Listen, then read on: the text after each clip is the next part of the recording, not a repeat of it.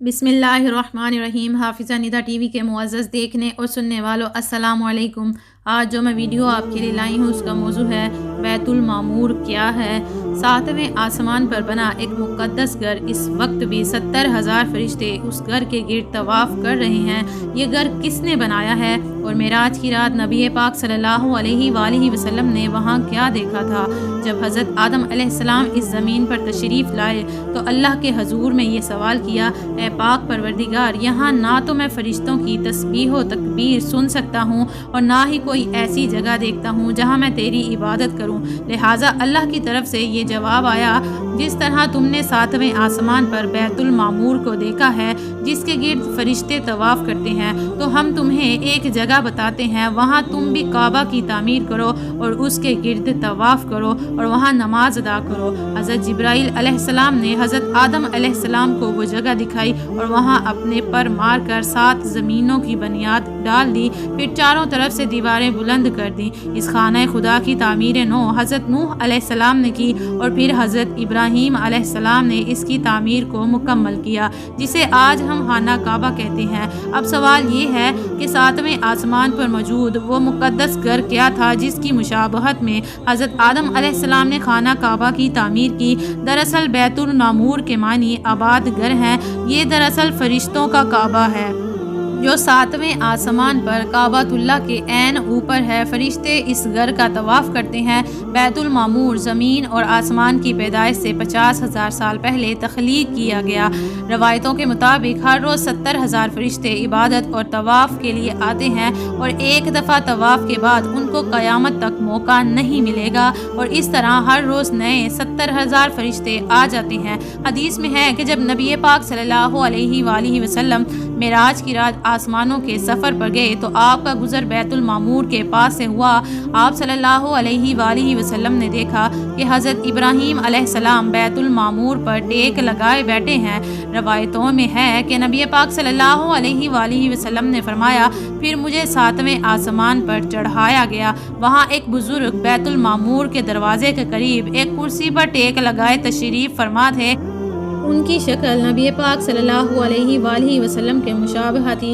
आप सल्लल्लाहु अलैहि वसल्लम ने दरियाफ़्त किया, ये कौन है? हज़रत जिब्राइल अलैहिस्सलाम ने अर्ज़ किया, ये आपके बाप हज़रत इब्राहीम अलैहिस्सलाम हैं। इब्न अबी हातिम की रवायत के मुताबिक रसूलुल्लाह सल्लल्लाहु अलैहि वसल्लम ने फरमाया कि आसमान में एक घर है जिसे मामूर कहते हैं जो काबा की सिमत में है। चौथे आसमान में एक नहर है जिसका नाम नहर हिवान है। हज़रत जिब्राइल अलैहिस्सलाम हर रोज़ उसमें गोता लगाते हैं और निकल कर जिस्म को झाड़ते हैं, जिससे 70,000 कतरे झड़ते हैं। एक एक कतरे से अल्लाह ताला एक एक फरिश्ता पैदा करता है जिन्हें हुक्म होता है वो बैतुल मामूर में जाएं और नमाज अदा करें। उन फरिश्तों का एक सरदार होता है जिसे हुक्म दिया जाता है कि इन्हें लेकर किसी जगह खड़ा हो जा, फिर वो अल्लाह की तस्बीह बयान करने में लग जाते हैं। हज़रत अली रज़ियल्लाहु ताला अन्हु से एक शख्स ने पूछा कि बैतुल मामूर क्या है, तो आपने फरमाया वो आसमान में है, उसे सिराह कहा जाता है। ये काबा के ठीक ऊपर है। जिस तरह ज़मीन का काबा हुर्मत की जगह है, उसी तरह वो आसमान का काबा है। हर रोज़ उसमें 70,000 फरिश्ते नमाज अदा करते हैं, लेकिन जो आज गए हैं उनकी बारी क़यामत तक दोबारा नहीं आएगी, क्योंकि फरिश्तों की तादाद ही इस कदर है। रवायतों के मुताबिक मेराज की रात बैतुल मुक़द्दस में तमाम अम्बिया कराम और मुरसलीन ने नमाज पढ़ी और बैतुल मामूर में तमाम अम्बिया और पिछली उम्मतों के ईमान वालों ने नबी पाक सल्लल्लाहु अलैहि वसल्लम की इमामत में नमाज पढ़ी।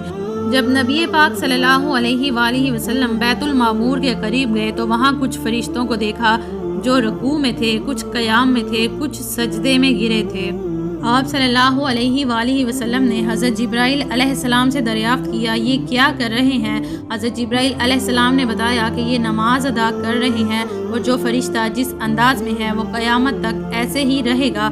आपको ये इबादत इतनी ज़्यादा पसंद आई कि आपने अल्लाह से अपनी उम्मत के लिए नमाज़ों का तोहफ़ा मांग लिया। लिहाजा अल्लाह ने अहले ईमान पर रहम किया और ऐसी नमाज अता की जिसमें तमाम इबादतों का मजमुआ था, यानी कि हम एक ही नमाज में रुकू, क़याम और सजदा करते हैं। सूरह तूर में अल्लाह पाक ने इस मुक़द्दस घर का जिक्र कुछ यूँ बयान किया है, कसम है तूर की और उस किताब की जो लिखी गई है कुशादा वर्कों में, और बैतुल मामूर यानी उस کے بعد گھر کی قسم ہے اور اونچی چھت کی اور جوش مارتے ہوئے سمندر کی، بے شک آپ کے رب کا عذاب واقع ہو کر رہے گا۔ محققین نے بیت المعمور کو ہماری اس کائنات کا مرکز قرار دیا ہے، جیسا کہ کعبہ شریف ہماری اس دنیا کا مرکز ہے جس کے گرد تمام بندے طواف کرتے ہیں۔ اسی طرح سولر سسٹم میں تمام سیارے سورج کے گرد گھومتے ہیں اور ہزاروں سورج ہماری کہکشاں یعنی ملکی وے گلیکسی کے گرد چکر کاٹتی ہے۔ اسی طرح تمام فرشتے بیت المعمور کے گرد چکر کاٹ رہے ہیں۔